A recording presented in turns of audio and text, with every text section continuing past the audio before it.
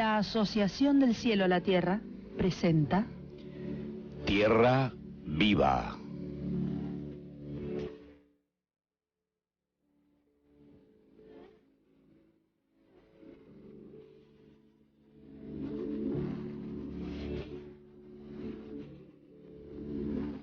Un programa a favor de la vida, inspirada en los valores de la libertad y la justicia.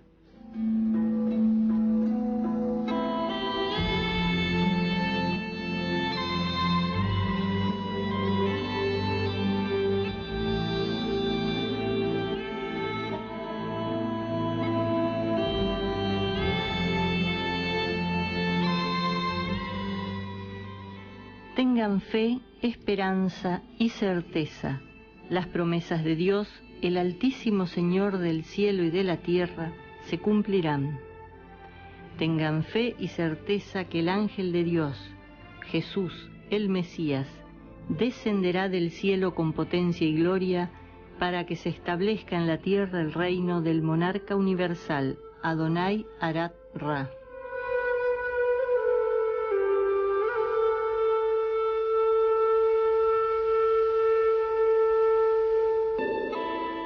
Buenas tardes, esto es Tierra Viva, un programa de la Asociación del Cielo a la Tierra, y como todos los viernes estamos aquí, Inés Lepori. ¿Qué tal, Inés? Hola Daniel, muy buenas tardes. Quien les habla, Daniel Rodrigo. En la producción y los teléfonos la tenemos a Silvia González, y en la parte técnica a Antonio. Este programa se emite en directo por la 92.7 FM AZ de la ciudad de Rosario, Argentina, todos los viernes de 17 a 19 horas. Inés, vamos a comenzar como siempre dando los medios de contacto con Tierra Viva. El teléfono fijo de la radio durante el programa. Sí, es el 558-7070. El celular para llamadas, mensajes de texto, WhatsApp. Más 54 9 341 6 815 300. Nuestro mail. tierravivarosario@gmail.com.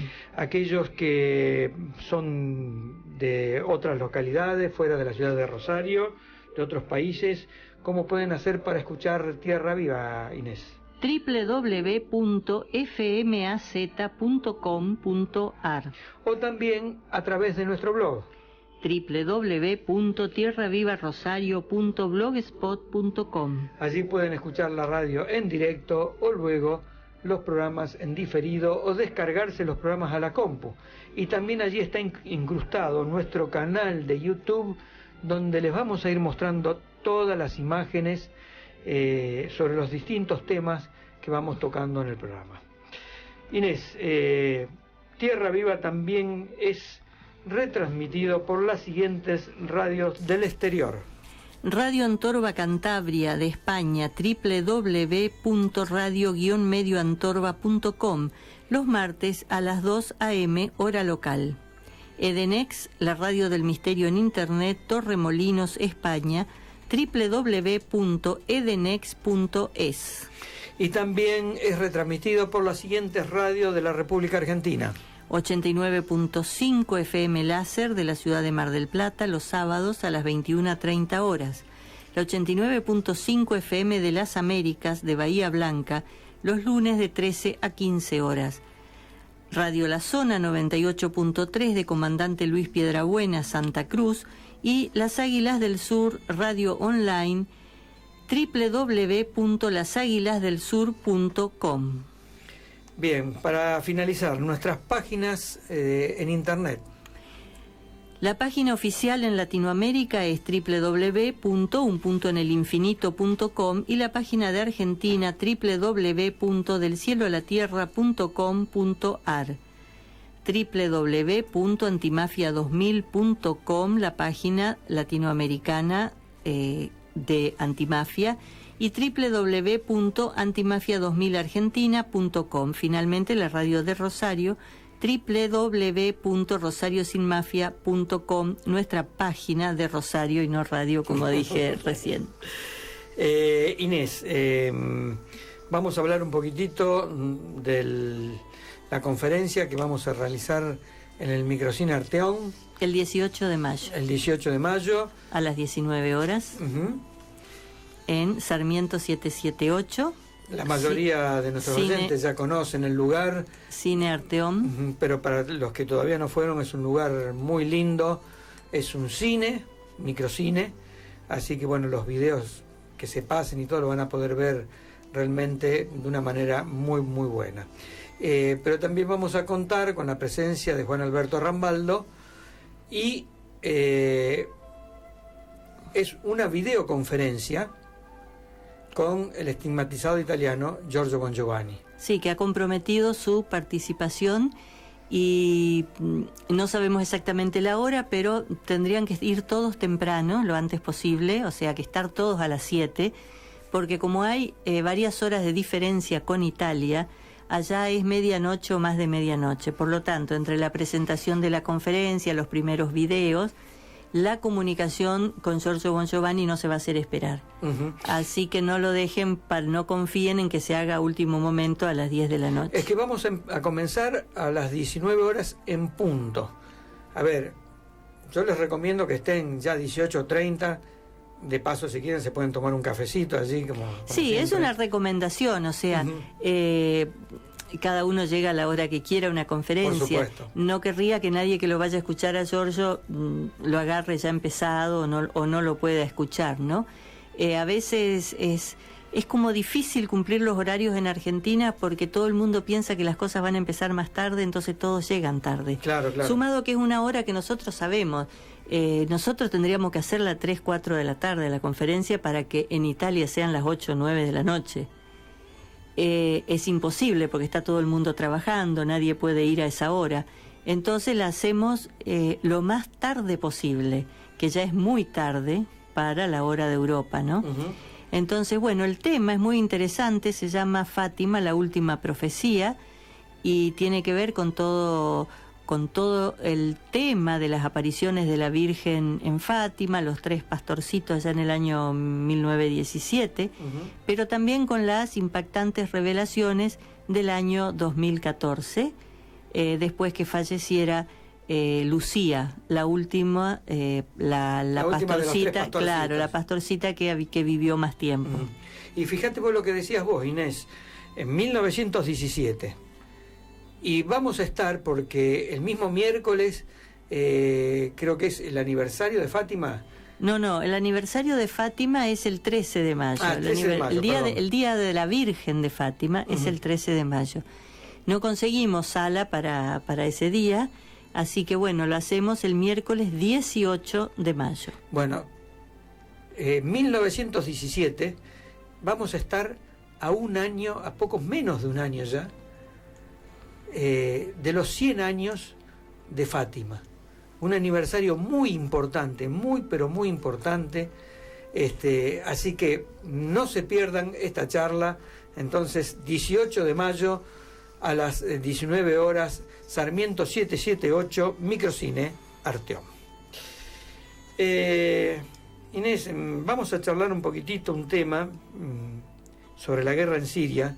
No todos los temas que hablamos siempre en cuanto a ataque, bombardeo y esto, sino un tema que ha tocado mucho porque ha fallecido, ha tenido un trágico final, el último pediatra de Alepo. Contame un poquitito cómo es esto.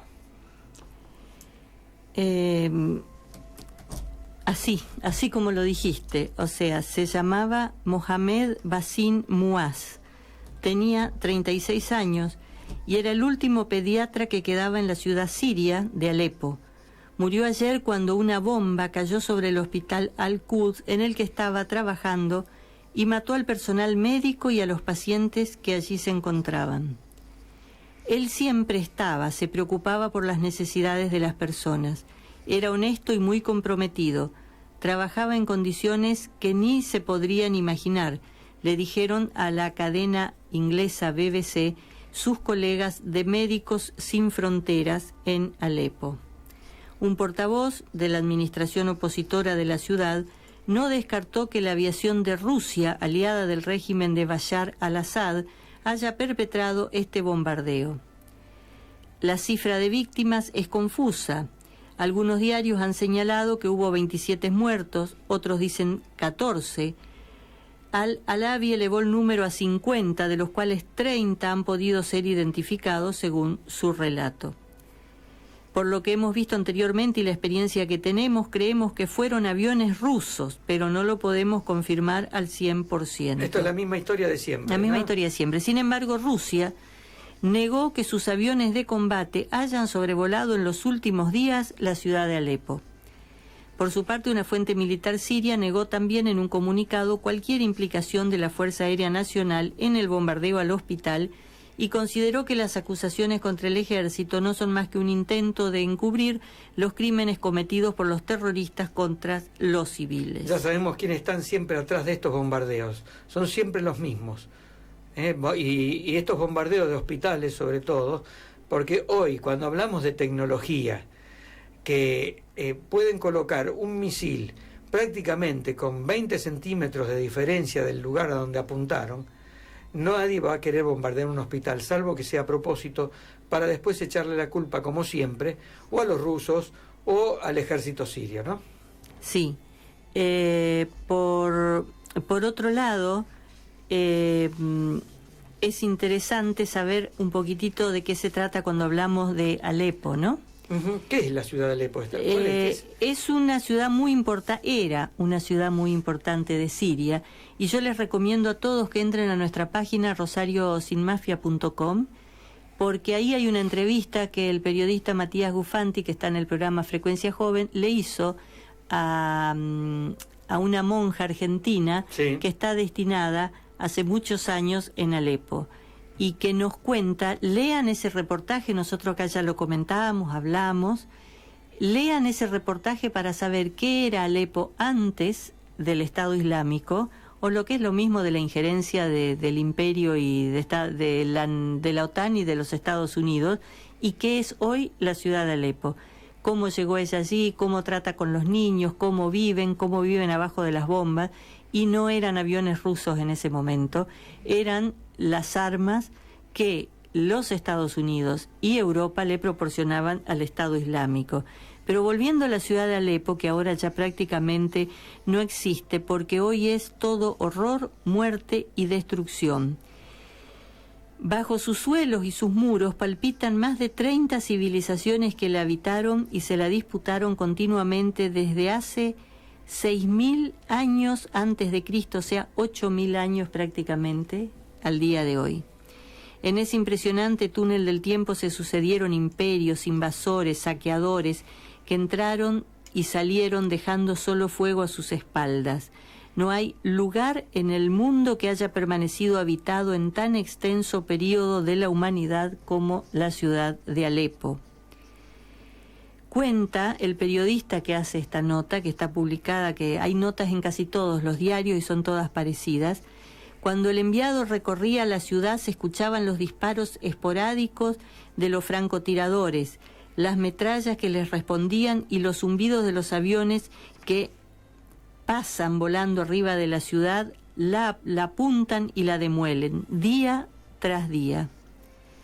Ha habido momentos de gloria para Alepo, que fueron sumando capas de una diversidad cultural única. Por ahí pasó Alejandro Magno, por ahí pasó Saladino, por ahí pasaron las cruzadas. Tanta vocación por dominarla ha sido porque Alepo está ubicada en un sitio particularmente estratégico, con el Mediterráneo a un lado y el mítico valle de los ríos Tigris y Éufrates del otro. Alepo en sus épocas de gloria llegó a ser la tercera ciudad en importancia del Imperio Romano y tuvo la misma jerarquía en el Califato Otomano, después de Estambul y el Cairo.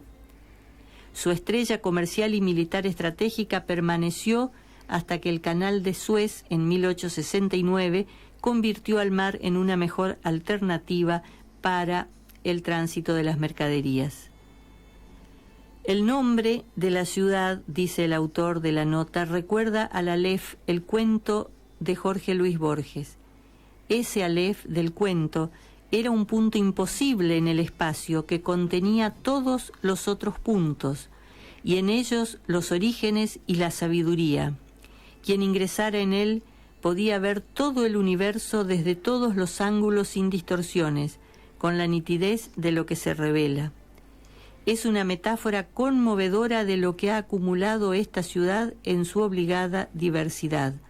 Aleph, por cierto, es la primera letra del alfabeto hebreo y también el número 1. En la Cábala, que tanto apreciaba el escritor argentino, explica el origen del universo, el origen primordial que contiene todos los otros números.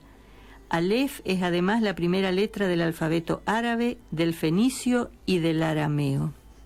Bueno, en Alepo, la superposición de civilizaciones y orígenes dejó huellas que emanan ese mismo brillo misterioso.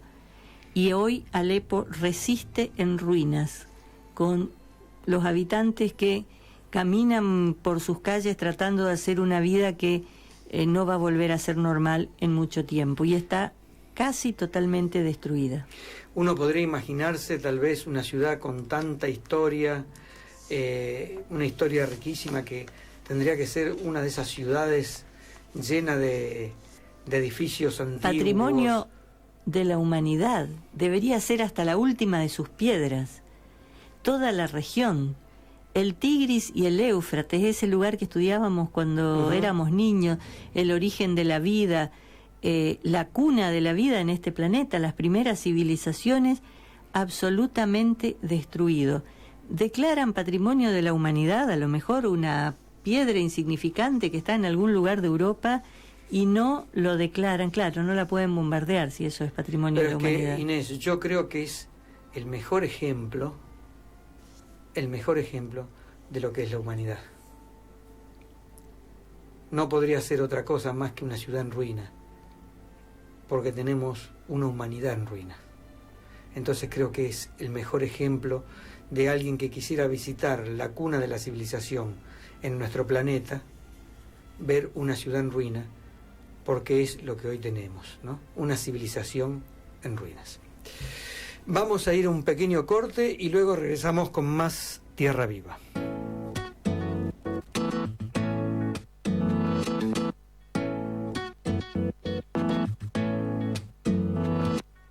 Tu beso se hizo calor, luego el calor movimiento, luego gota de sudor.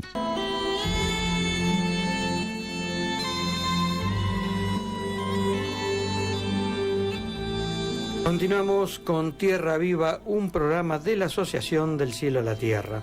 Tenemos mensajes, Inés. Sí, tenemos varios mensajes. El primero dice: buenas tardes, Inés, Daniel, Juan Carlos. Inés tiene razón, encontré el mapa diagrama de las centrales nucleares. Es Ceci, que nos escribe desde El Salvador. Hay más de 438 construidas en zona sísmica y más de 22.000 armas nucleares diseminadas en todo el mundo. Daniel, te ahorré la tarea de investigarlo, dice. Pero gracias, duermo Ceci, tranquila confiando en la vigilancia de nuestros hermanos mayores. Un gran abrazo, Ceci Rey. Un beso grande, Ceci, para Ceci. Después nos escribe Horacio Muñoz de Toro, dice: hola amigos, buen programa, abrazos. Muchísimas gracias, Horacio. Un abrazo grande, Horacio. Jorge Páez, saludos desde México. Marco Antonio Castillo, amigos de Tierra Viva, que tengan un buen programa. Abrazos desde México. Hoy México está a full. A full. Jorgelina nos dicen qué pueden decir sobre el comentario que hizo Eduardo Duhalde de lo que le dijo el Papa Francisco sobre una visión de sangre en Argentina. Yo no conozco ni lo que dijo Duhalde ni lo que le dijo el Papa, no tengo opinión, pero si es algo profético, no sé. Hay muchas profecías, Inés, de diferentes videntes sobre que en Argentina iba a correr mucha sangre por disturbios, por muchas cosas. Bueno, esperemos que esto no suceda, ¿no? Pero lo que no sabemos es qué le dijo. Bien, qué es lo que le dijo justo el Papa a Duhalde. No sé, yo por lo menos no lo sé. Hay un título que habla de que el Papa le dijo que tenía una visión de sangre en Argentina por levantamientos sociales. Así que bueno, como están las cosas,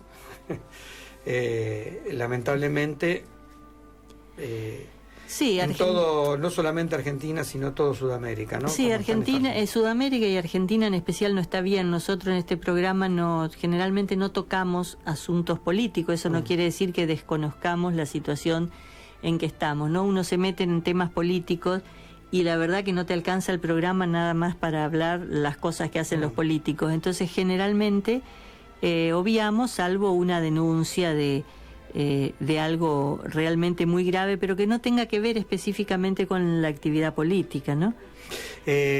Como dijo George una vez, por suerte en la nueva era no va a haber políticos. No va a haber ni uno. Si no, no sería la nueva era ya. Así es. Inés, tenemos que charlar un poquitito de este terremoto en Ecuador porque realmente es muy grave. Y vos sabés que generalmente hay como un ocultamiento de todo lo que sucede después de estos terremotos, como el que vivió Ecuador, donde hay más de 650 personas muertas y todavía no se terminó de sacar personas debajo de los escombros. Pero hay un relato muy bueno de un periodista, un fotógrafo, que se llama Diego Cifuentes. El sábado 14 de abril, Quito se preparaba para terminar el día como cualquier ciudad del mundo, cuando a las 18:58 tembló la tierra. Era un sismo de 6.2 en la escala de Richter y el epicentro estaba en la ciudad de Pedernales. Después del susto la gente volvió a su casa. Durante la noche la CNN habla de un sismo de grandes proporciones y zonas devastadas. El canal de televisión estatal Ecuador TV transmite como si de una broma perversa se tratara la película Terremoto. Fíjate vos, todo son esto, esas cosas que vos sabés que los canales pero los canales tienen una programación. Yo no creo que hayan buscado la película para ponerla cuando se enteraron, porque viste que ellos tienen la programación a veces desde días antes, sí. Anunciándola. Puede ser un signo, Daniel, también. La mañana del 15 se despertó con la noticia de que, según el Servicio Geológico de los Estados Unidos, el sismo no había sido de 6.2, sino de 7.8. Los primeros dicen que Pedernales, que está a 236 kilómetros de Quito, ha sido arrasada. No podía ser verdad que eso hubiese ocurrido aquí, decía, pasan los minutos y las redes sociales se van llenando de imágenes captadas por teléfonos celulares, los mismos lugares desde otros ángulos y con elementos del paisaje que algunas personas logran identificar. Pues hay que hoy es más rica la información desde los teléfonos celulares, fueron mejores las fotos desde los teléfonos celulares de todo lo que ocurría que la que después emitían los mismos periodistas. Sí, yo te digo algo, ya que estamos acá, Daniel. Pedernales es la ciudad por la cual Ecuador lleva su nombre. Ajá. Porque allá en el siglo XIX, cuando fueron a medir y a ver dónde se trazaba el Ecuador, pasa exactamente por Pedernales, provincia de Manabí, donde hay etnias originarias ahí. Están los desde siempre cuidando, y hay muchas leyendas. Es una playa preciosa, muy muy linda, está sobre el mar a menos de 250 kilómetros de Quito, la capital de Ecuador. Relata Diego, dice: a la madrugada salgo con provisiones, cámara, la notebook y ganas, unos cuantos billetes y tanques de reserva de combustible. Durante el camino tengo recuerdos de mi infancia, del nexo estrecho que tengo con Manabí, de las ganas que siempre tuve de hacer un libro, de lo importante que sería hacerlo ahora. Santo Domingo es la primera ciudad grande. Desde ahí deberé buscar la forma para acceder hasta el Carmen. Luego llega al Carmen y verifica, hay energía eléctrica. Ya se restableció el servicio. Mira el celular y no hay señal. Espera un momento mientras bebe agua para mitigar en algo la sed provocada por un calor infernal y vuelve al celular y sí tiene señal. Verifico si hay internet y sí lo tiene. Dice, casi doy un grito de alegría. cargo combustible y enfilo en dirección a Pedernales, que está a tan solo 98 kilómetros. Vos fíjate, Inés, ya aquí las prioridades de un periodista, no tener internet, tener celular, con lo que luego se Bueno, no, pero las catástrofes, Daniel, no en ningún lugar del mundo, donde fuera, había un lugar no hace mucho que también relataba exactamente lo mismo, y no era América Latina, era una catástrofe en España, en Francia, en un lugar así, se habían quedado sin nada era el relato que hacían dos viajeros. Había habido un terremoto y un deslizamiento de tierra. En Japón les pasó eso, cuando distintas catástrofes o terremotos en Japón, los relatos son que en el momento te quedas sin nada. El camino sigue miércoles a la madrugada. Llueve. Debo ir despacio. El alba me sorprende con un improvisado cementerio de automóviles. Eso anuncia lo que más adelante vendría. La noche previa me habían advertido del hedor a muerte en Pedernales, que debería comprar una mascarilla para que de alguna manera mitigara el olor. En el camino busco casas caídas, pero no hay ninguna. ¿Cómo es posible no encontrar casas en el suelo si la información era que la devastación es extensa? Todas son casas de madera y bambú. Fíjate vos, ¿no? Por eso no habían caído. Mientras me acerco a Pedernales, puedo ver grupos de refugiados, muros caídos y casas en el suelo. Doy una curva y de sopetón me encuentro con un edificio de 3 pisos completamente destruido, y atrás veo la ciudad. La devastación es total. Con un aroma mortecino en el aire mientras camino no puedo contener el llanto. Sigo caminando y la devastación es sobrecogedora. El hedor a muerte aumenta mientras más me adentro en la ciudad. Son las 6 de la mañana, imagino el olor cuando el sol pegue más fuerte y siento un escalofrío, espero poder soportarlo. Encuentro un grupo de refugiados acampados frente a sus casas caídas. No hay nada en pie. Dice que van a Santo Domingo, no saben a dónde van a llegar ni qué van a hacer. Solo saben que ya no quieren vivir en Pedernales. Saco mi cámara, pregunto si puedo hacer fotos y me contestan que sí, pero todavía no hago nada. Todos esperan la ayuda y me relatan lo sucedido.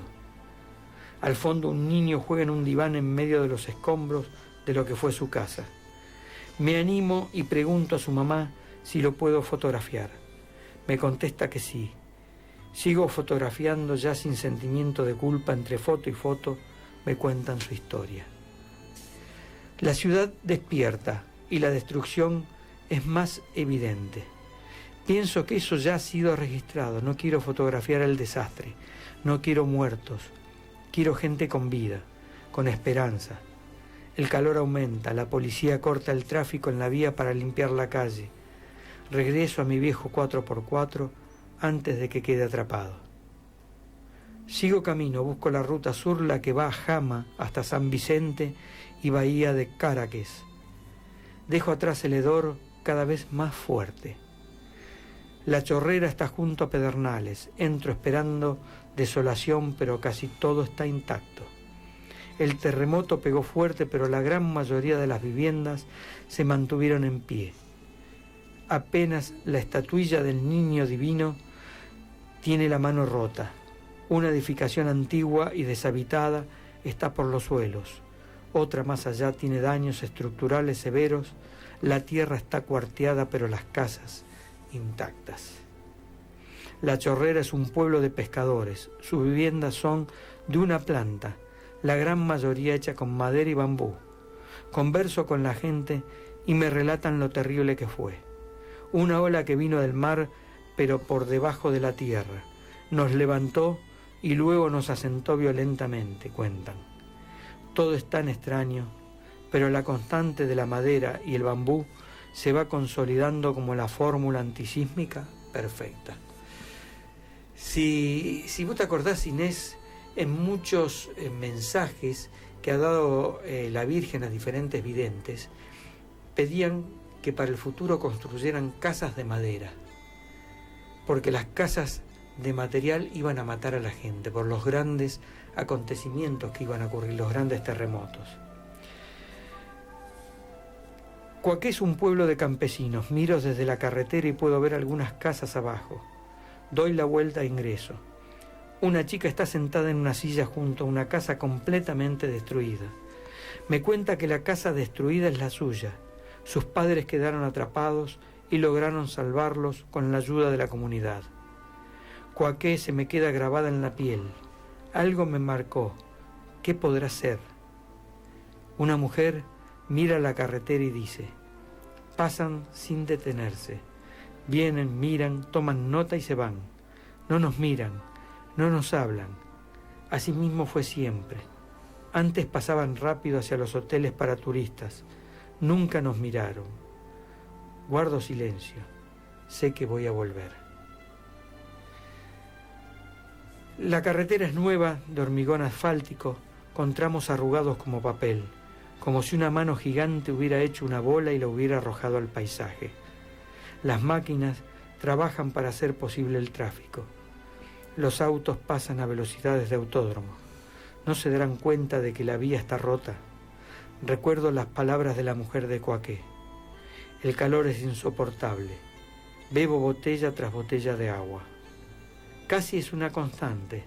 Las casas de maderas y cañas intactas y construcciones de hormigón por los suelos. Algo llamativo.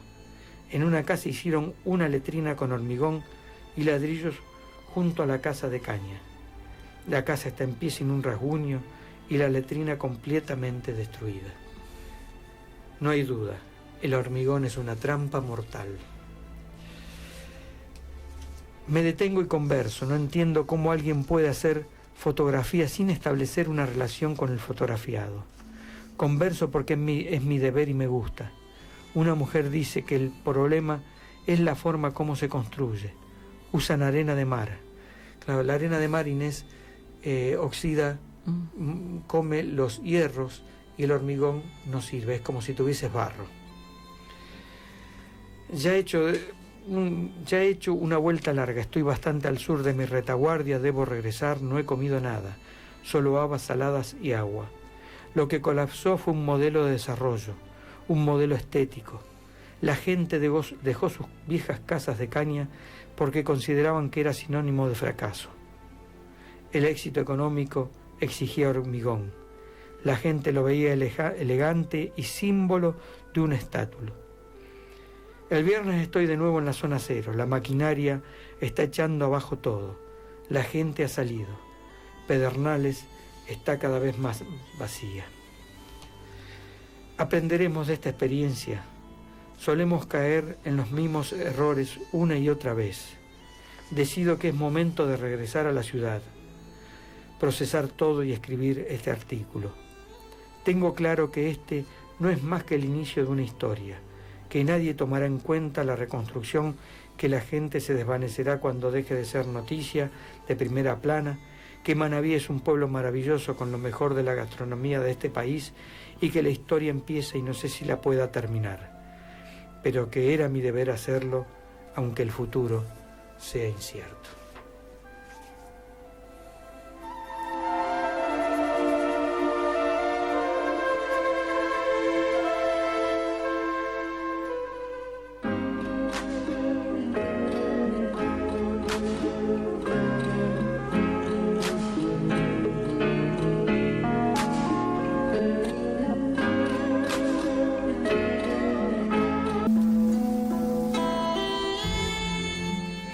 Continuamos con Tierra Viva, un programa de la Asociación del Cielo a la Tierra. Cuesta, Inés, volver a retomar el programa después de lo que hemos leído. Realmente es muy duro todo. Lo más duro, Daniel, es el hecho de que esto es una pequeña muestra de lo que la humanidad va a vivir. Vos pensás que en esta región donde escribe el fotógrafo ecuatoriano, habían muerto 650 personas hasta ahora, tal vez algunas más que no han sido recuperados los cuerpos. ¿Vos te imaginás si llega a haber una gran catástrofe a nivel mundial y hay 1.000 millones, por ejemplo, de muertos. Sí, ¿no? Aparte, a ver, generalmente las noticias graves son cuando pasa en Europa o en Estados Unidos, cuando pasa en Latinoamérica. No, pero siempre... no como noticia. Este hombre estaba espantado porque con un terremoto que no fue de los peores que ha vivido la humanidad, estaban sin luz, sin agua, pero esto no es una crítica ni al país ni a nada. Es lo primero que se rompe, todos los caños de agua, los caños de gas. Sin luz, sin agua y con el olor de los muertos, y habían sido 600. ¿Vos te imaginás que sean 20.000, 30.000, 40.000 en un determinado lugar? ¿Te acordás las profecías que los vivos envidiarán a los muertos? Sí, sí. Bueno, a eso se refiere. Yo no sé si van a ser... todo lo que vamos a vivir, yo creo que el dolor espiritual va a ser incluso muchísimo más grande que el físico, por duro que pueda resultar y el físico. Y tenemos además el aniversario de los 30 años de la catástrofe de Chernobyl o Chernóbil, como creo que... Chernóbil creo que se pronuncia, lo he visto en los documentales, pero bueno, como acá ruso nunca me enseñaron, yo pronuncio como puedo. Tenés que aprender, Inés, tenés que aprender. Hay 10 preguntas fundamentales que todo el mundo se hace. Primero, Daniel, ¿dónde está Chernóbil y qué es Pripyat? Chernóbil es una ciudad al norte de Ucrania. Esto está cerca de la frontera con Bielorrusia.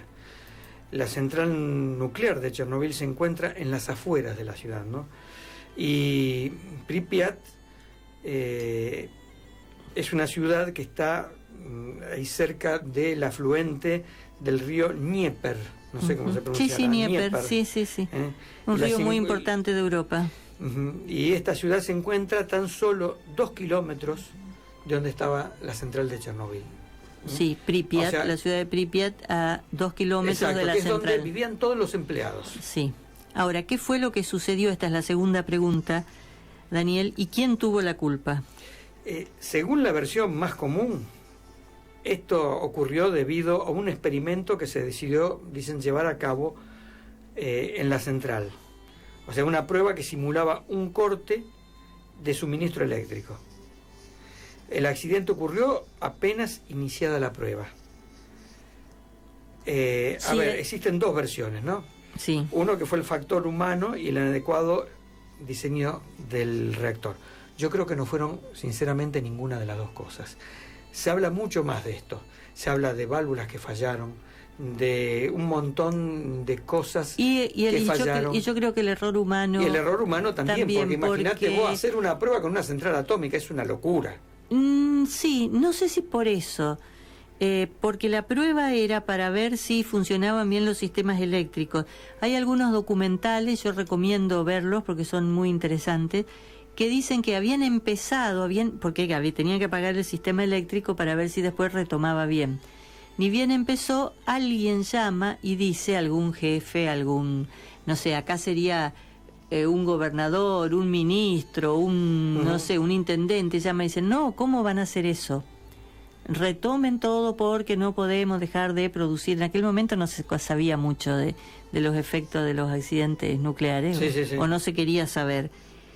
Y entonces, ni bien habían apagado, intentan hacer que vuelva a funcionar todo, y ahí es cuando no sé si eso sobrecalienta o qué pasa, y el sistema eléctrico falla. Es algo muy parecido falla. a lo que pasó con Fukushima. O sea, Fukushima se queda sin electricidad y dejan de bombear agua para el enfriamiento. Entonces es muy parecido. O sea, son cosas que no se previeron. Sí. Bueno, la tercera pregunta, Daniel. Sí. ¿Condenaron a alguien por el accidente? Sí. Como siempre fueron declarados culpables 6 empleados de la central nuclear.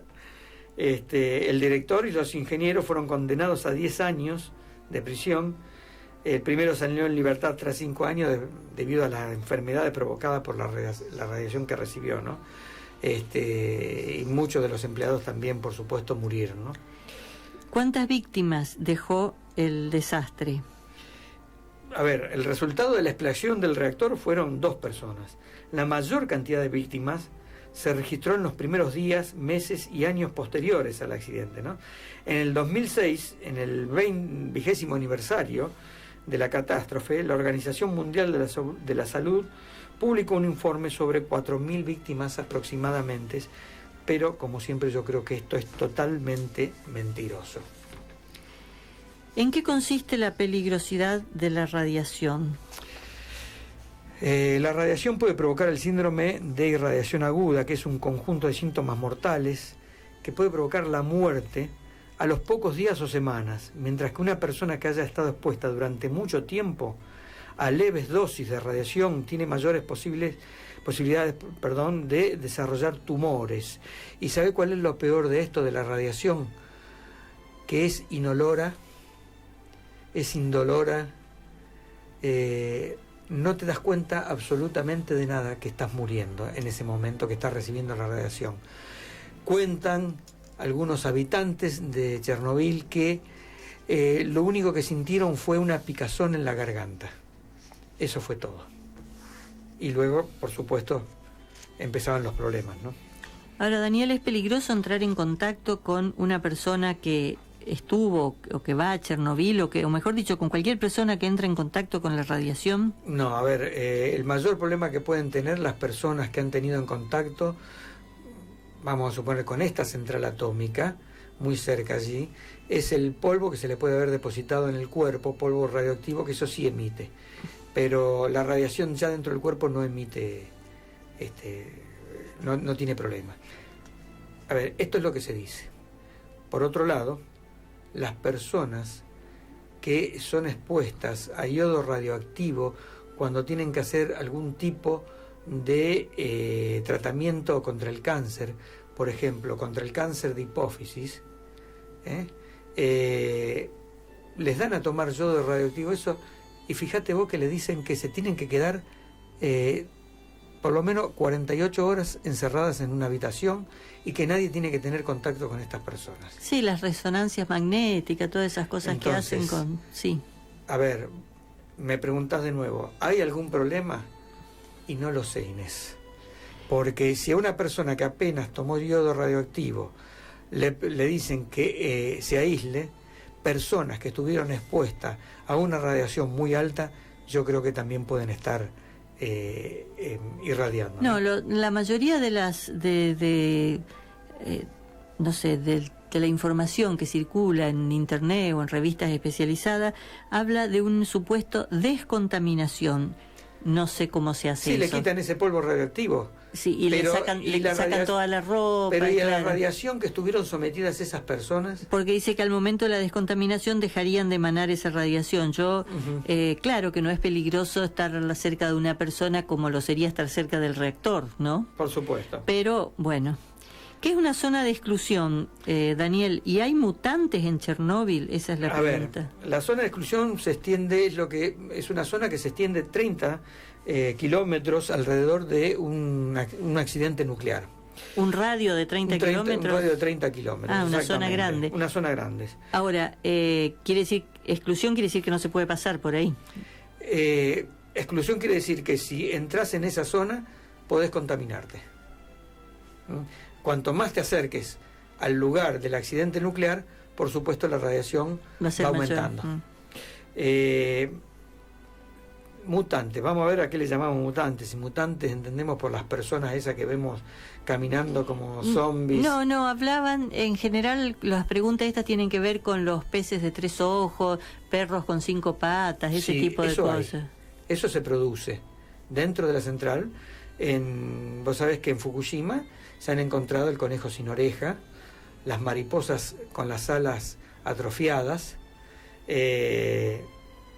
en el embalse Río Tercero se encontró lo que se llamaba graciosamente el pez de los Simpson, que es un pez con 3 ojos, un pez con un ojo en el medio de los otros 2. Sí, hay fenómenos. Por eso a mí me causa gracia cuando te dicen no hay mutación, eso es mentira. Nosotros hemos hablado de ese conejo sin orejas aquí en la radio. Hemos hablado de las mariposas que prácticamente nacen sin alas, o con las alas atrofiadas. Y aquí lo que se produjo en Chernobyl fue que había un bosque de pinos que se secó totalmente, pero que luego volvió a tener vida, pero con un tono rojizo, le quedó un tono rojizo, o sea que hubo una mutación también.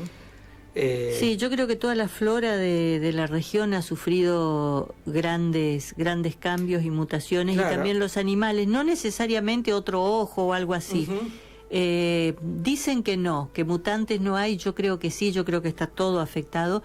Algunos con una apariencia más hermosa que la que tenía antes, como el bosque este rojo que ahora es famoso, lástima que no se lo pueda visitar, pero no necesariamente mejores. Bueno, nos queda por poco tiempo, Daniel. ¿Han hecho un sarcófago? Esta es otra pregunta sobre el lugar del accidente. Sí, pero vos sabés que el sarcófago que se construyó en su momento, como se hizo todas las apuradas, y con gente trabajando sin ningún tipo de ¿De qué material es el sarcófago? Mira, de concreto, Claro, el sarcófago que se está haciendo en estos momentos, están probando distintos materiales. En su momento empezaron a hacer un sarcófago de concreto. Pero vos imaginate que la velocidad con la que se construyó, o sea, no hubo tiempo de establecer un concreto con una determinada mezcla que pueda aguantar ahí. Bueno, pero hicieron uno y ¿qué pasó? ¿Sirvió? ¿Tuvo algún efecto? Se empezó a caer parte de este sarcófago. Entonces tuvieron que hacer uno nuevo sobre ese otro sarcófago en estos momentos, que lo piensan terminar para finales del 2017. Pero ¿sabés cuál es lo gracioso de esto, Inés? Trágicamente gracioso, ¿no? Que va a durar solamente 100 años. Esto es para los genios que hablan de que la energía nuclear es lo más barato que hay para producir energía eléctrica después. Van a construir un sarcófago que sale un dineral para solamente, piensan ellos, vamos a ver con qué se encuentran, porque no saben cómo se va a comportar la radioactividad en esos materiales. Va a durar nada más que 100 años. Y Daniel, aunque sea barato, vamos a suponer que fuera baratísima, no se puede poner en una balanza la vida humana y el precio barato del otro lado. Por supuesto. Entonces, ya que vos decís que dura solo 100 años, la última pregunta, ¿podrá volver a ser habitada Pripyat? Mirá, se habla de que puede llegar a ser habitada en 20, 30 años. Ni siquiera ellos lo saben. Esto lo hacen a través de un cálculo que dicen... el cesio despide tantos electrones por segundo, entonces dicen, bueno, dentro de 10, 20 años la radiación va a ser muy baja, o no. Puede llegar a ser habitada, pero ¿qué pasa con el agua y todos los alimentos de allí? No va a poder ser utilizada.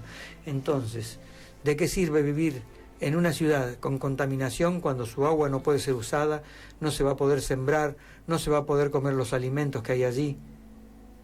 Realmente sería una locura volver a habitar Pripyat.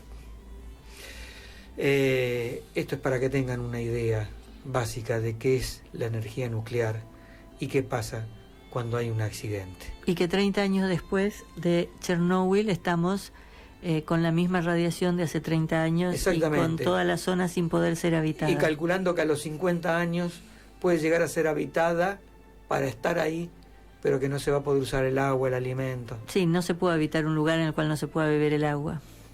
Realmente es una locura.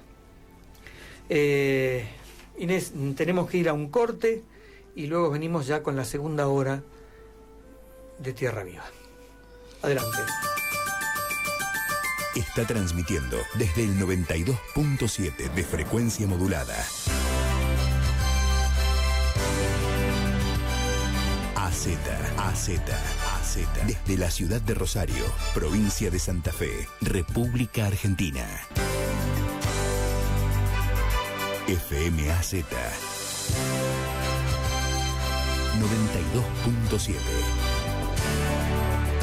Estamos en todas partes.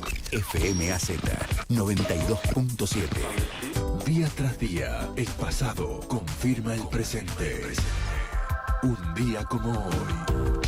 29 de abril Día del Animal. 1922. Comienza a regir el Código Penal argentino. 2003. La provincia argentina de Santa Fe sufre la peor inundación de su historia. 2004.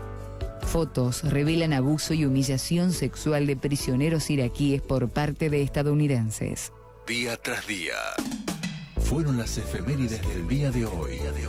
Hasta mañana. En AZ 92.7 inicia espacio publicitario.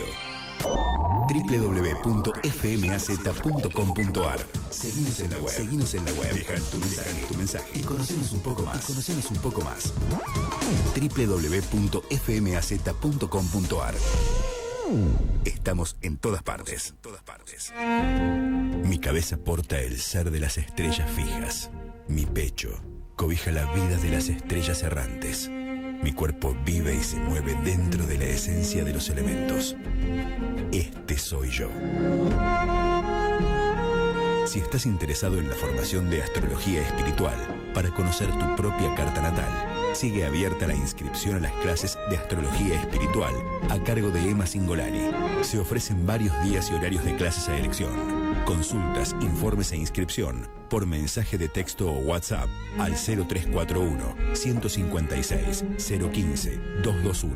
Por email a emasingolani@yahoo.com.ar o Facebook Emma Singolani.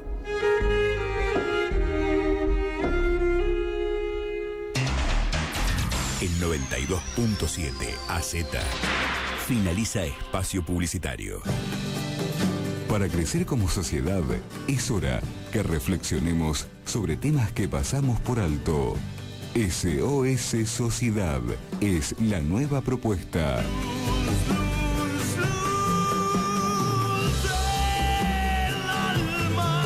Los días viernes a las 19 horas te espera Silvana Graciuti con SOS Sociedad por AZ 92.7. Los sábados, a partir de las 13 horas, lo invitamos a escuchar La Música desde el Teclado, un programa dedicado a la difusión de música en teclados musicales, órgano eléctrico, pianos eléctricos y sintetizadores, para ayudarle a usted a conocer algo más sobre estos instrumentos del presente y del futuro. La Música desde el Teclado, con la conducción de Rubén Garelo, todos los sábados a las 13 horas por AZ. No es tarde para escuchar música folclórica y latinoamericana. Te vamos a presentar a los artistas locales y a los consagrados. También te vas a enterar las historias de las canciones. No es tarde, todos los domingos a las 9 de la mañana, por el aire de 92.7. Vamos, que no es tarde. Con Ruido a Púa. Una feliz idea para disfrutar la buena música grabada en discos de vinilo. Jorge Luis Zárate te espera los domingos de 11 a 13 horas en AZ 92.7. Shalom Chabad. Actualidad, música y reflexiones de un pueblo con pasado, presente y futuro. Shalom Chabad. Todos los domingos a las 21 horas por AZ 92.7. En el aire de Rosario, FM AZ 92.7.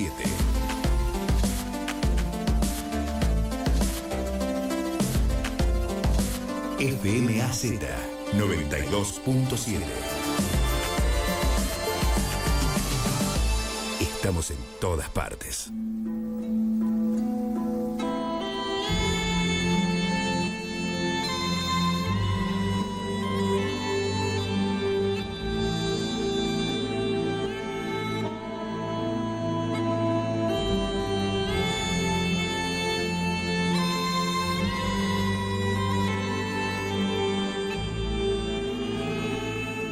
Continuamos con Tierra Viva, un programa de la Asociación del Cielo a la Tierra. Inés, que no se olviden nuestros oyentes del 18 de mayo, esta videoconferencia con Giorgio Bongiovanni.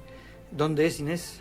en el Cine Arteón Sarmiento 778 de Rosario. Y también un agradecimiento... Sí, a todos los oyentes que nos visitaron el sábado pasado, que vinieron a tomar un café con nosotros y además trajeron donaciones para la Fundación Los Niños de San Juan de Salta. Bien. Inés, vamos a hablar un poco de los signos de estos últimos tiempos.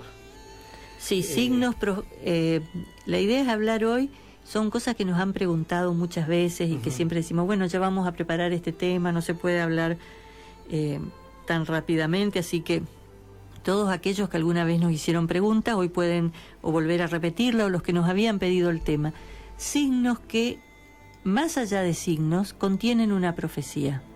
No todos los signos contienen una profecía, algunos reafirman, por ejemplo, una imagen que llora lágrimas humanas es claramente entendible, o que llora lágrimas de sangre, pero no contiene en sí una profecía. Hay otros signos, por ejemplo, los círculos en el trigo, que sí pueden, por el diseño que tienen, contener alguna profecía.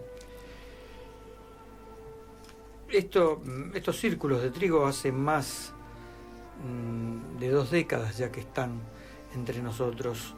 Y, a ver, en la temporada del año 2015, Inés, han aparecido algunos círculos en el trigo que mostraban, por ejemplo, el esquema de la tierra hueca.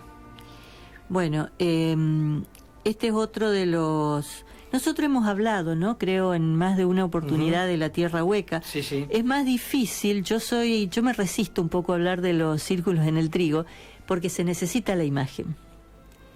Es absolutamente otra cosa si uno puede mostrar y explicar sobre la imagen. Más allá de que ahora vamos a intentar que se vean las imágenes, en nuestro canal de YouTube están las imágenes, pero sí, además hay que saber mucho de los signos, ¿no? En el trigo, pero vamos a hablar algunos que han sido analizados, que ya se ha llegado a algunas conclusiones.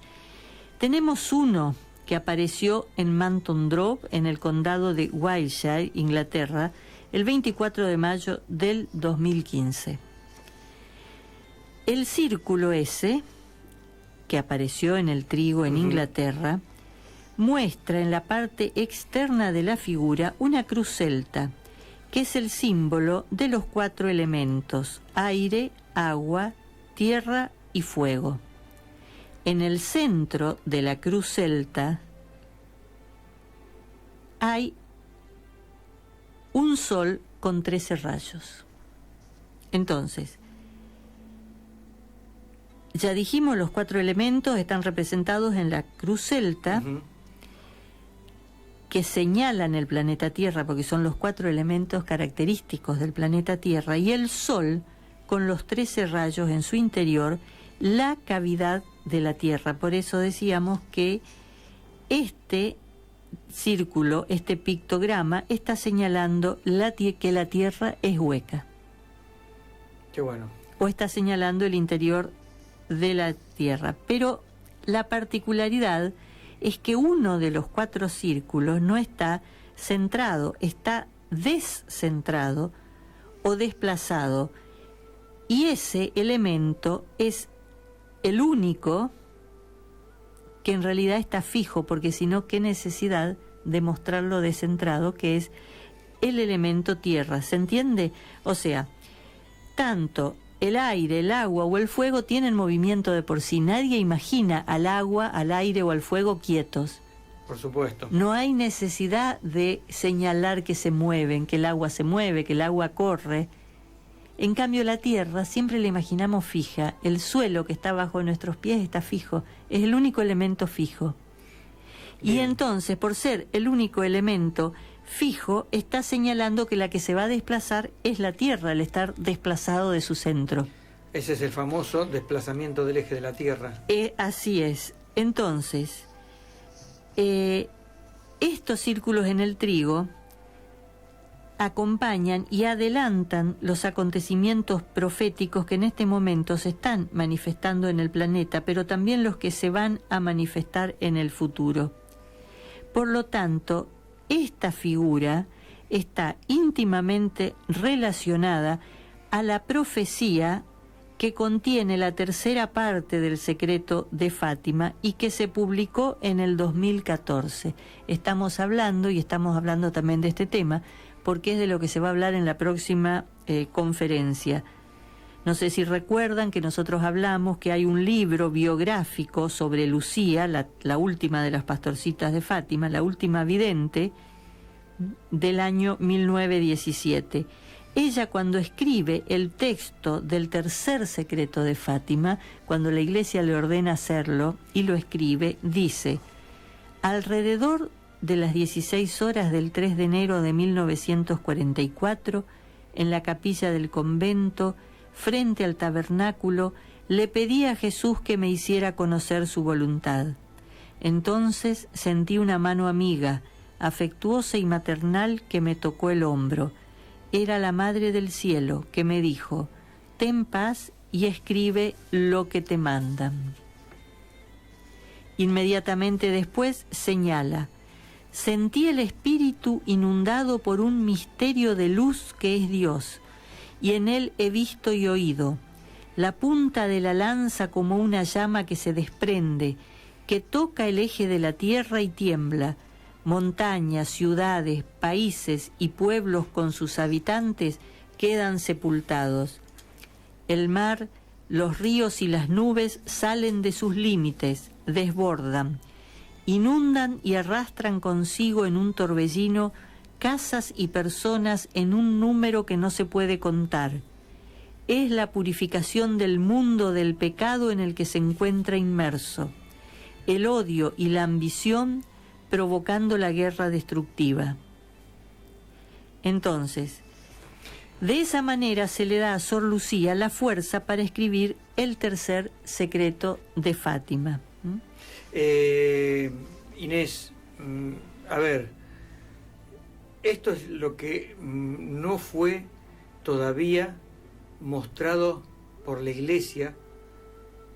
Nada fue mostrado ni difundido por la Iglesia en la forma que debió haber sido hecho, pero después de que la Iglesia difunde parcialmente la tercera parte del secreto de Fátima, o sea, muestra solamente las visiones sin el texto, aparece en el año, eso fue en el año 2000, aparece en el año 2014, después de que fallece Sor Lucía, estas revelaciones que ella había dejado escrita, y se publica incluso un libro.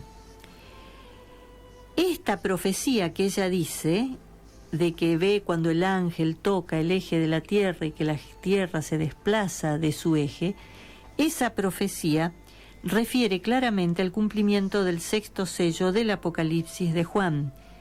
Si recordamos, Daniel dice: cuando el Cordero abrió el sexto sello, se produjo un terremoto violento, el sol se oscureció, la luna se hizo toda como de sangre, y las estrellas del cielo se cayeron sobre la tierra, como una higuera deja caer sus higos verdes sacudido por un viento fuerte.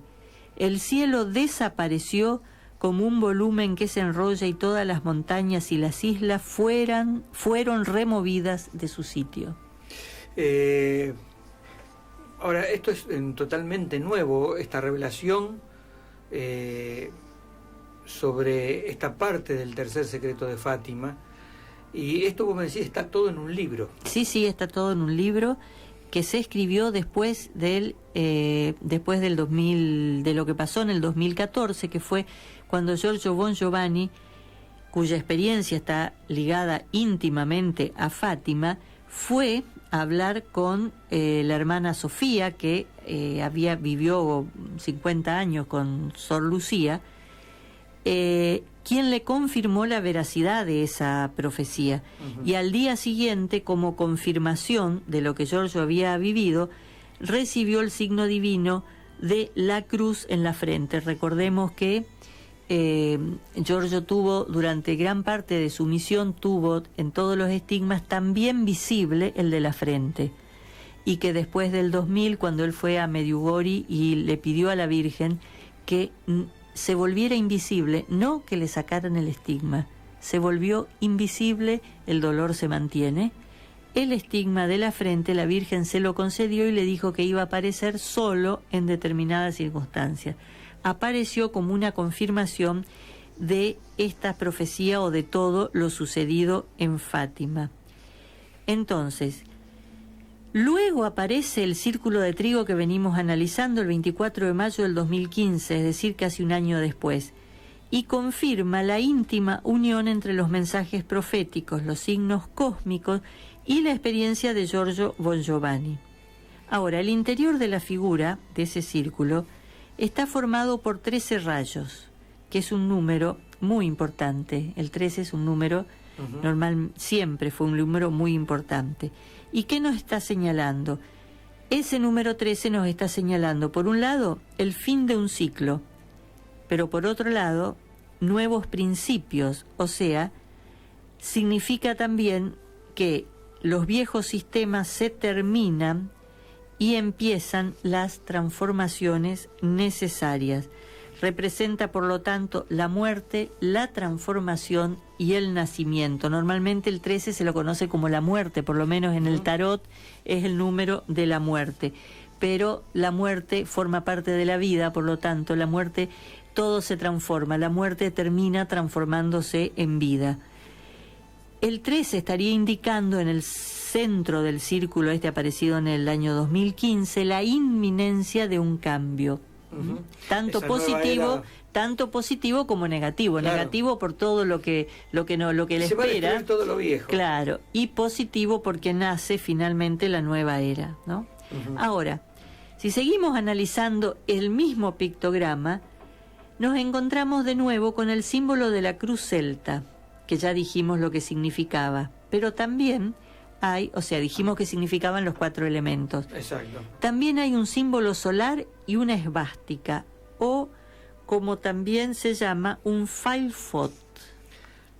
¿Qué tiene que ver la cruz esvástica? No tiene que ver, espera un segundo, no tiene nada que ver. Es lo mismo. Pero vos me ibas a preguntar la de los nazis. Exactamente. Los nazis es como si yo mañana creo una secta, un grupo político o un partido neonazi y uso la cruz de Cristo. ¿Qué tiene que ver la cruz de Cristo con mi partido neonazi? Nada. Ahora vamos al análisis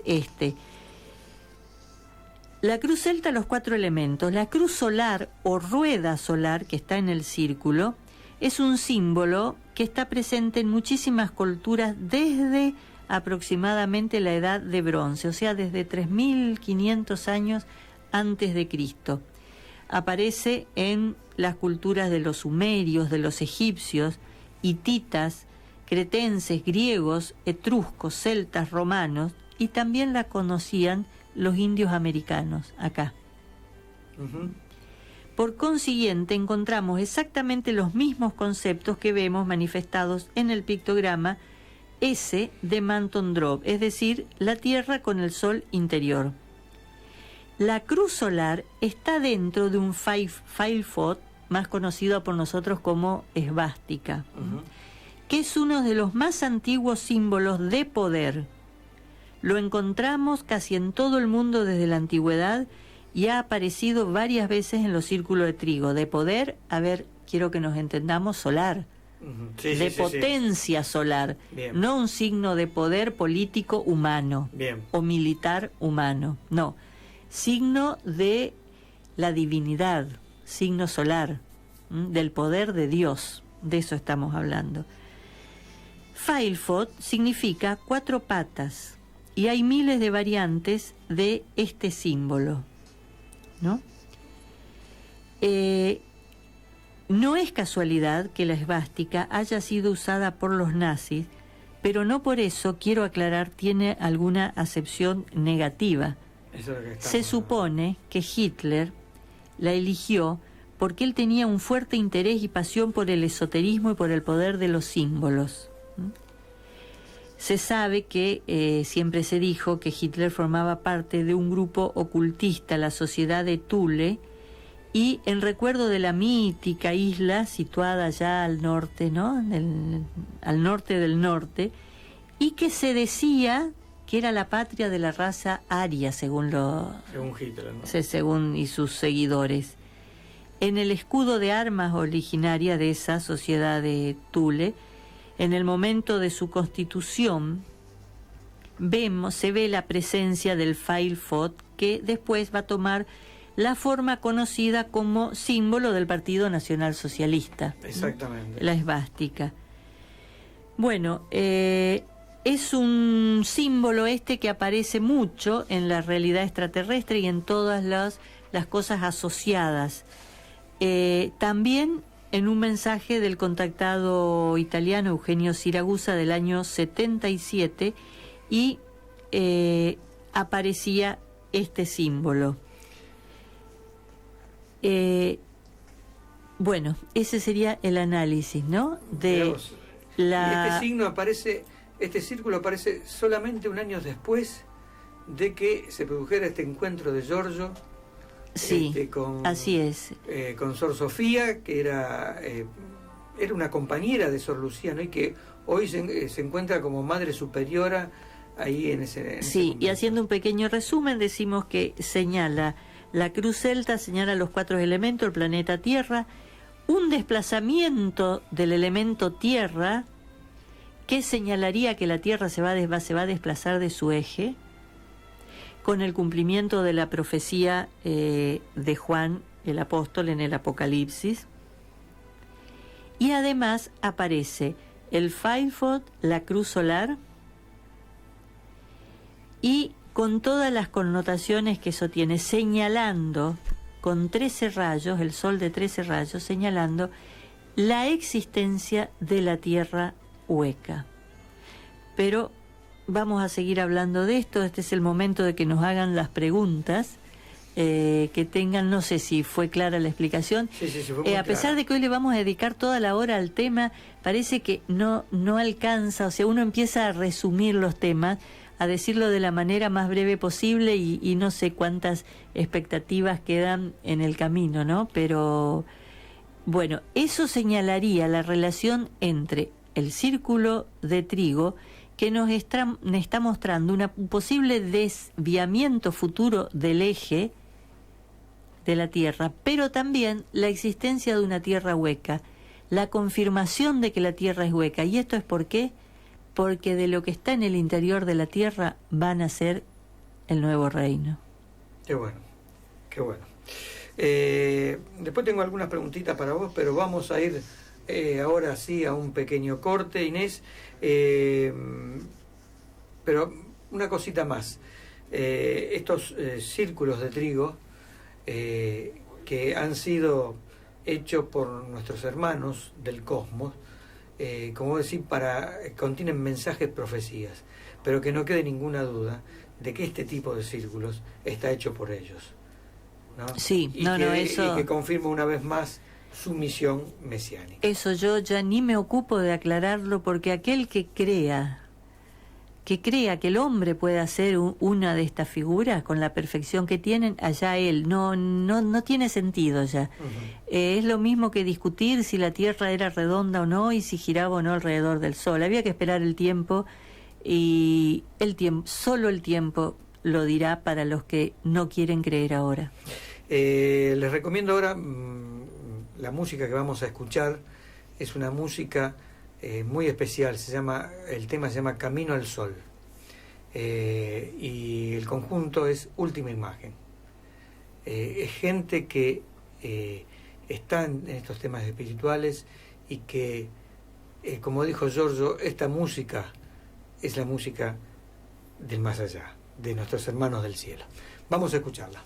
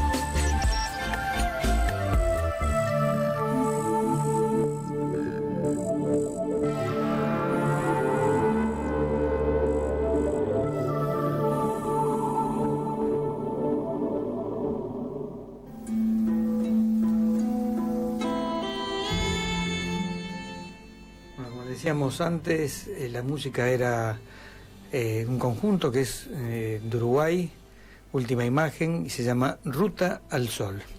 La pueden buscar en YouTube. Continuamos entonces con Tierra Viva, un programa de la Asociación del Cielo a la Tierra. Inés, vos antes me hablabas de la Tierra Hueca. Sí, decía que los signos, en este caso estábamos hablando de un pictograma que apareció en el 2015 en Wiltshire, Inglaterra, señalaba que la Tierra era hueca. También el símbolo, vos me decías que era una esvástica, ¿no? Con 12 brazos, llamados Sol Negro.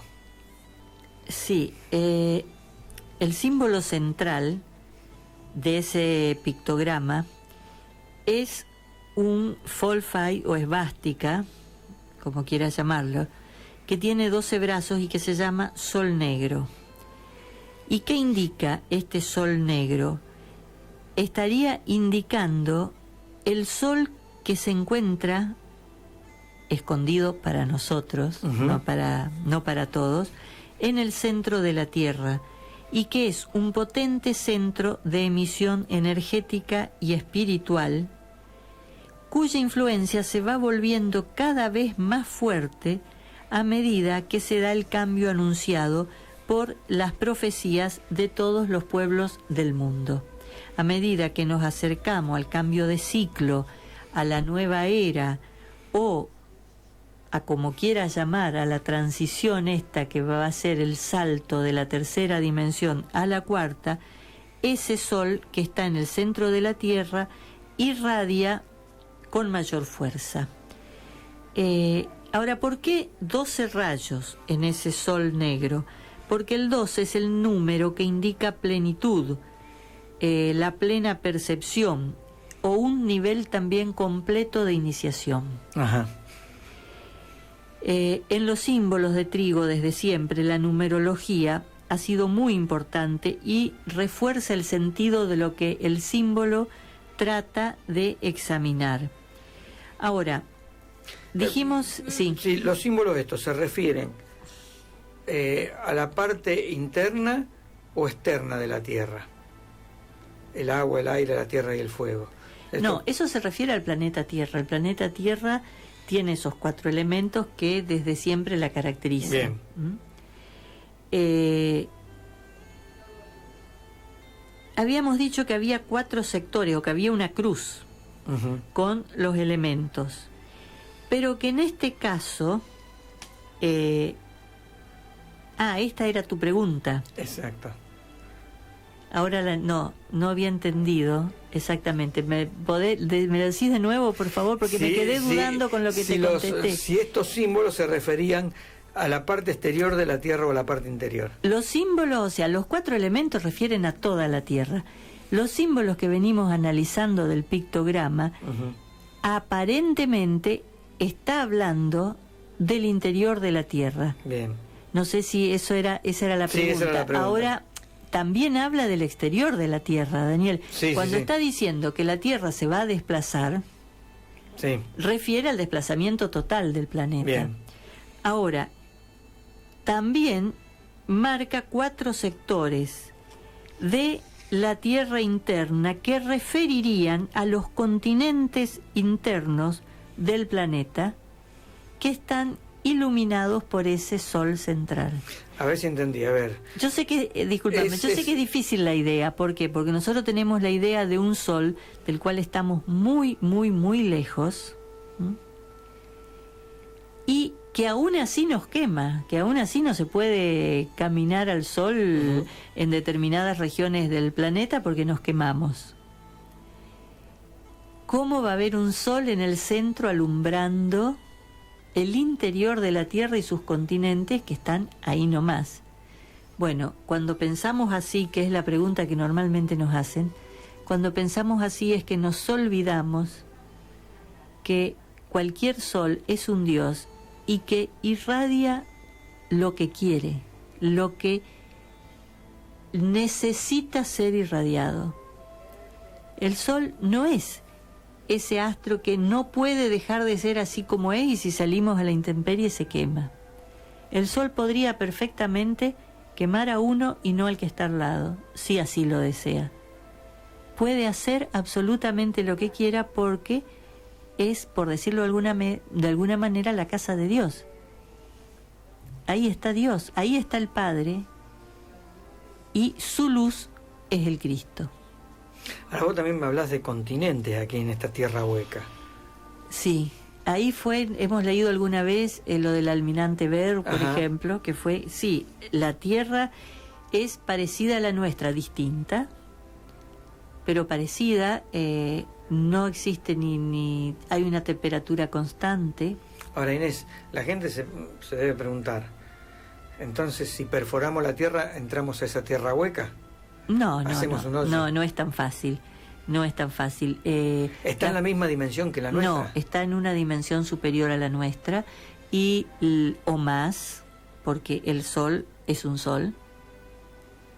O sea, los habitantes están en cuarta dimensión, próximos a la quinta, y ahí están todos los seres que asisten, entran y salen a voluntad, los seres que asisten a nuestro planeta, en la medida de que tengan orden de hacerlo o que estén en misión en el centro, en el interior de la Tierra. Las puertas dimensionales entre la tercera y la cuarta dimensión se abren cuando ellos, que son los que las controlan, quieren. Se la abrieron al almirante Ver y lo llevaron a un lugar que supongo estaba perfectamente acondicionado para que el almirante, que era de tercera dimensión, no sufriera el menor daño y no le pasara absolutamente nada. Ahora, ¿es nuestro planeta solo esto así o es en todos los planetas? No, en todos los planetas, en la mayoría de los planetas. De ser necesario, los planetas son huecos y en su centro hay habitantes. Yo no utilizo nunca el siempre o el nunca. No sé si en absolutamente todos los planetas hay eso, pero es muy común. En la mayoría hay vida, como se llama, de superficie y vida interior, vida interna en ese planeta. Un ejemplo sería Marte. Por ejemplo. Marte que ha dejado su vida de superficie, quedan ruinas, quedan señales, y está escondida la vida, está ahora interna y nosotros no la vemos. Bien.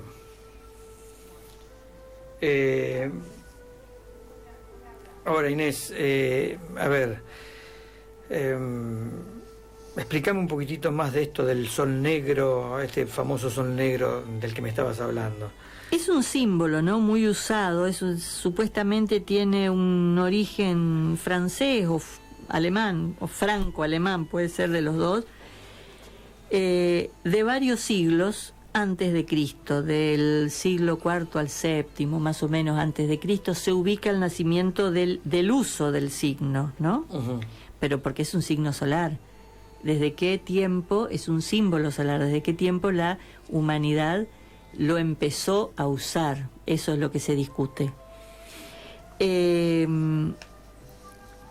Probablemente tenga un origen aún mucho más lejano. Ahora, fíjate vos que el sol negro fue uno de los símbolos más importantes de los cultos exotéricos de cómo serían las fuerzas de élite alemana, las SS. Las SS. Ellos había un castillo que era el castillo de Wewelsburg, y ahí estaba en un mosaico en el suelo, en la torre norte del edificio, estaba este sol negro. Este castillo, el de Wewelsburg, está en la ciudad de Büren, que está en Renania, Renania septentrional, Westfalia, en Alemania. Fue construido el castillo entre el año 1600, 1609, por ahí en los primeros años del 1600, y es muy conocido por haber sido a partir de 1934 el centro ideológico y también místico de las SS. elegido por el propio Himmler, que era su jefe, y que luego fue ministro del Interior de Hitler. Según la filosofía nazi, se supone que había un sol negro en el centro de la Tierra, del cual emanaría la energía que se llama Brill. Hay muchos autores que han escrito acerca de la energía Brill, cada uno con distintas orientaciones, y este sol les permitiría a los Brillia, los hombres que viven en la tierra hueca, mantener una naturaleza semidivina de la que los arios habrían podido disfrutar bajo pacto de mantener la pureza de la propia sangre.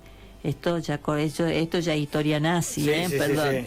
De ahí a que los seres de luz del interior del planeta le hayan pedido a los nazis que mantengan la pureza. Aparte... Pero yo te estoy contando por qué se hizo famoso el castillo, las SS, Himmler, que le gustaba mucho todo lo esotérico. Ahora, lo sorprendente es de dónde sacan esto que parece una locura los nazis, que en el fondo no es tanta locura, porque ellos creían en la tierra hueca. Después inventaron que ellos eran los herederos y que necesitaban hacer un trabajo de limpieza étnica. Todo eso corre por cuenta de la locura de que fue todo ese proceso que conocemos como nazismo. Pero sí es cierto que la tierra es hueca y que ellos tenían este conocimiento, y se supone que la respuesta la obtuvieron de las expediciones que Hitler mandaba, por ejemplo, al Himalaya, al Tíbet, y entraban en contacto con los monasterios lamas que son poseedores de este conocimiento. Hasta en las películas de Indiana Jones, ¿te acordás de las películas de Indiana Jones? Que hay muchas alusiones a las expediciones nazis. Indiana Jones más o menos actúa, ¿no? Después de la época de los nazis.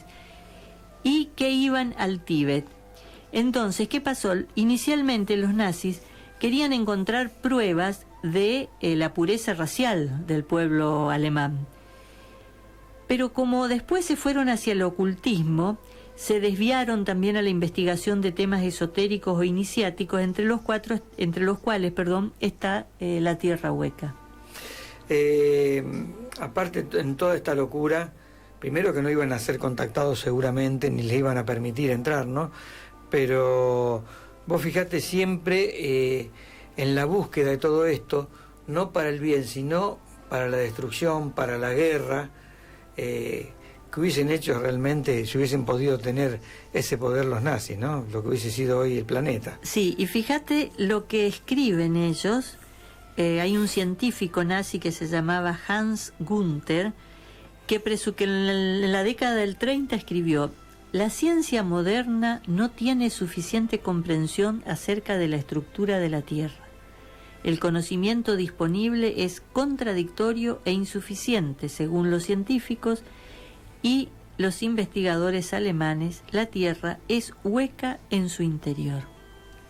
El significado de la expresión esfera-tierra o geoesfera tiene que ser entendido literalmente, en cuanto dentro de la Tierra se pueden encontrar las mismas montañas, continentes, ríos y lagos con un clima templado y las condiciones aptas para la vida humana, como en la superficie, o quizá mejor. Fíjate qué locura, ¿no? También un tiempo atrás los españoles vinieron en búsqueda de ese oro, de esa ciudad de oro, porque escuchaban hablar también de esta tierra hueca y de esta ciudad llamada El Dorado. Los españoles, los alemanes buscando el poder, y también Hitler, una de las cosas que intentó buscar, intentó encontrar, era el cáliz. El Santo Grial. El Santo Grial. El cáliz de la última cena, sí. Exactamente. Bueno, fíjate vos, según los científicos alemanes, el Sol, que está en el interior de la Tierra, gira en sentido horario alrededor de su propio eje, mientras la Tierra gira en sentido antihorario. Fíjate vos la información. Cómo tenían todo, cómo sabían todo, ¿no? Y estamos a casi 100 años, a 80, 90 años de esas investigaciones. El resultado da algo parecido a un rotor y un estator. no sé, así pronuncia. Un estator. Estator, perdón.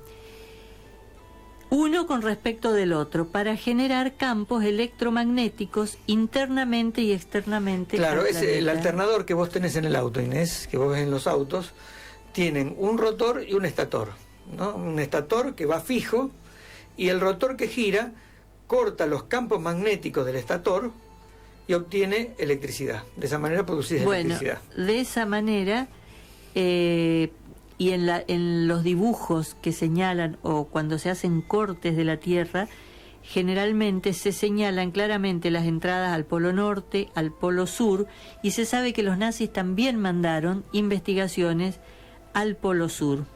Hay una famosa expedición nazi a la Antártida del año 1938, a poco de que invadieran, un año antes de que se invadiera Polonia.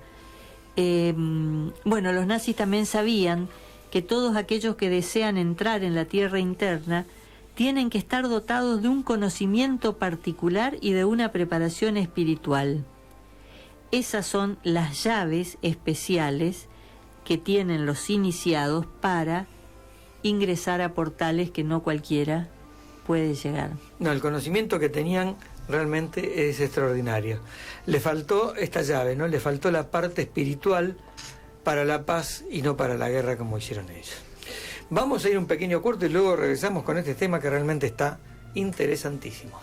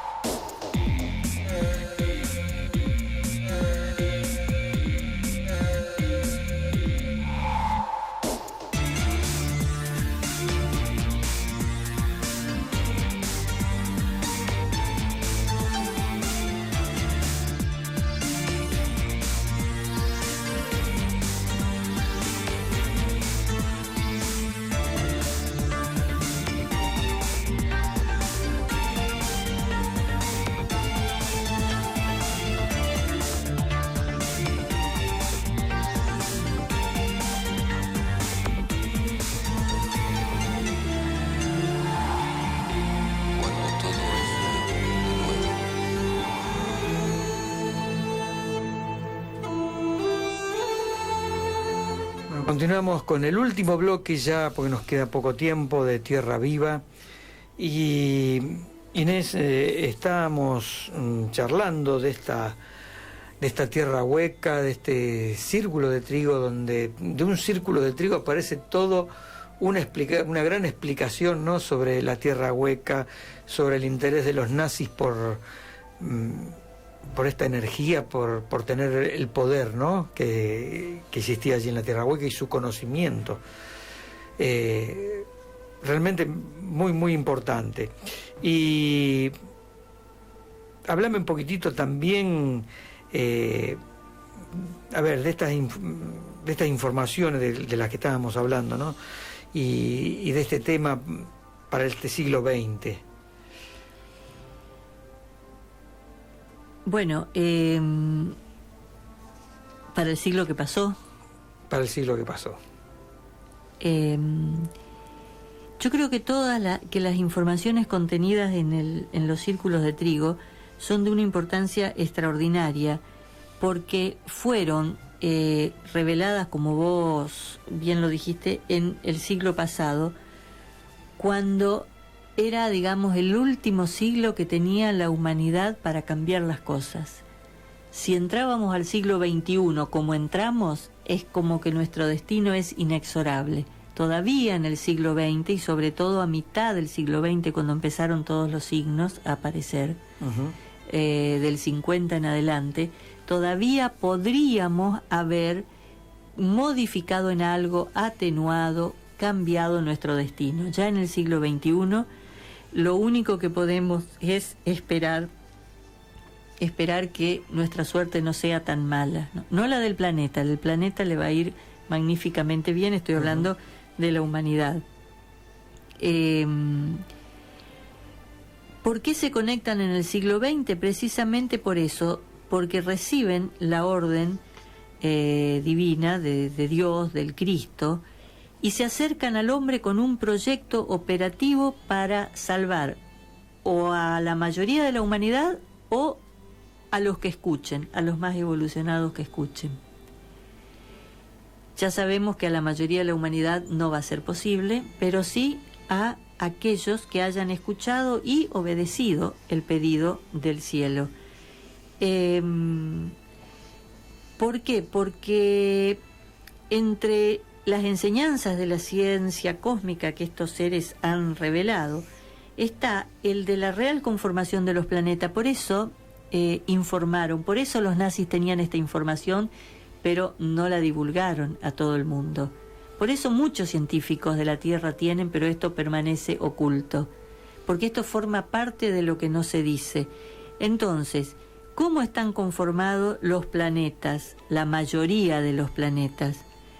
O sea, son huecos, tienen un pequeño sol central que sustenta la vida en el interior y después tienen una vida externa que puede ser como el nuestro, similar o incluso muy distinta. Pero tiene cada planeta su propio ADN y su propia conformación, pero todos suelen tener un pequeño sol central y una estrella o sol que los alumbra desde afuera.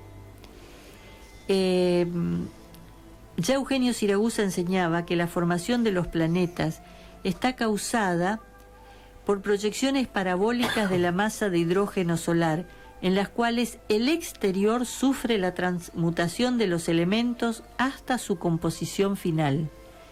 Y la formación de un grueso estrato de corteza forma la superficie externa tal como la conocemos, pero hay una superficie interna que aparece inicialmente al condensarse el hidrógeno hasta la formación de un pequeño sol central que ilumina entonces a los continentes internos. Esto nos decía Eugenio en la segunda mitad del siglo XX. Para entenderlo bien, siempre los planetas, al decir son una proyección del Sol, o sea, son creados por el Sol. Luego, por supuesto, va transmutando este hidrógeno con el que es creado, o sea, el hidrógeno es, digamos, la fuente principal con el que se crea el planeta, y va sufriendo transmutaciones, se va enfriando la capa externa, se forma una corteza, pero queda parte de este Sol en el centro del planeta, ¿no es cierto? Y queda hueco. Pero, o sea, la genética en sí también, a su vez, de los planetas es proporcionada por el Sol. Sí. Tengo varias preguntas, Daniel. Norberto nos dice, si la Tierra es hueca, ¿cómo se sostienen los océanos y los mares con tanto peso? Bueno, lo que decíamos antes, está en una cuarta dimensión. Si nosotros perforáramos la Tierra, nosotros encontraríamos todo, o sea, todo lo que está en tercera dimensión, que es lo material nuestro. O sea, encontraríamos eso, como hacen las perforaciones y se saca petróleo, todo lo demás. Lo que está preguntando ahí es cómo se sostiene si es hueca. Claro, pero hay Lo acabamos de decir, recién lo leímos con las enseñanzas de Eugenio. Es hueca, sí, pero imaginemos una naranja a la cual nosotros le sacamos una parte del centro, pero no le sacamos todo hasta la cáscara finita. No, lógico que no. Queda una gruesa corteza, que es lo que sostiene todo lo que está sobre la tierra. Por supuesto. Y es mucho, son kilómetros y kilómetros de corteza, no es que está la tierra hueca empieza a 500 metros. Por eso te digo, no. si no se podrían hacer excavaciones, sacar petróleo, o sea, hay una gran masa seguro que no. de tierra, que es lo que sostiene todo, por supuesto. Daniel, tengo además otros mensajes. Susana dice un saludo al equipo y es un programa muy didáctico, siempre excelente. Belén dice, un beso grande a todo el staff de Tierra Viva. Los estoy escuchando como siempre. Un beso para mi mamá. Belén es de Yo creí que iba a decir un beso para Daniel, joven. Pero no. Y yo le voy a pedir a la producción del programa si por favor me averigua, porque nuestra amiga Beatriz Calderón empieza un programa, tenemos entendido, porque alguien llamó acá, pero no nos pasaron los datos. Pepe Saint Germain llamó. Sí, podrían, si me puede averiguar la producción, cuándo empieza, lo vamos a anunciar y desde ya le deseamos la mejor de la suerte. Y lo vamos a estar escuchando, por supuesto. Así es, pero queremos saber exactamente cuándo, a qué hora para escucharla. Inés, nos quedan apenas 5 minutitos, pero... Este sol interno del que vos me estabas hablando, recuerdo este relato del almirante Byrd, que iba hacia el polo y de estar todo lleno de nieve empieza a ver verde de a poquito, y una gran selva, y luego unos colores hermosos, y no se da cuenta y entra a esta tierra hueca, y él seguía viendo ese sol. Y también hablaba que entraba a lugares con paredes que relucían como el oro. Sí. ¿No? El oro también es un material importantísimo en cuanto a la energía y en cuanto a todo lo que tiene que ver también con esta mística de la energía. ¿Qué tiene que ver esto, Inés? ¿Por qué? Bueno, porque vemos siempre el oro en todas las civilizaciones como algo importantísimo. Sí. ¿No? Pero... el oro se asocia siempre al sol. Es y... Bueno, no sé si tenemos tiempo, Daniel. Habría que entrar al tema de que el sol precisamente es el reflejo del sol en la Tierra. Ese metal tiene propiedades que le permiten difundir o infundirle al planeta toda la energía del sol. Por eso la importancia de que el sol permanezca en la Tierra, en el planeta, y no guardado en la bóveda de un banco o hacer lo que hicimos nosotros. Son muchísimos los significados que tiene el oro y su relación con el sol. Por eso todo lo que tiene que ver con... se asocia a la Virgen con el sol, al Cristo con el sol. El cristiano es un culto solar, por eso todos los símbolos solares que hablábamos antes. Y el oro cumple una función extraordinaria en eso. Pero me gustó eso que vos me dijiste, es el reflejo del sol en nuestro planeta, ¿no? Tiene la propiedad, vibra a una octava específica, inferior a la del sol, pero superior a la de la Tierra. Esa vibración le permite transmitir varias de las propiedades que tiene nuestro Padre, o sea, el sol, en la Tierra. Qué bueno. Y energiza la Tierra, que es la función de todos los metales, por otro lado. No sé, es extensísimo el tema, pero, no sé si tenemos tiempo. Pero ya me gustó esa definición. Me gustó muchísimo esa definición. Sí. Aparte, uno veía antes, ¿no?, esa desesperación por el oro, esa locura por el oro, y no lo podía entender el por qué.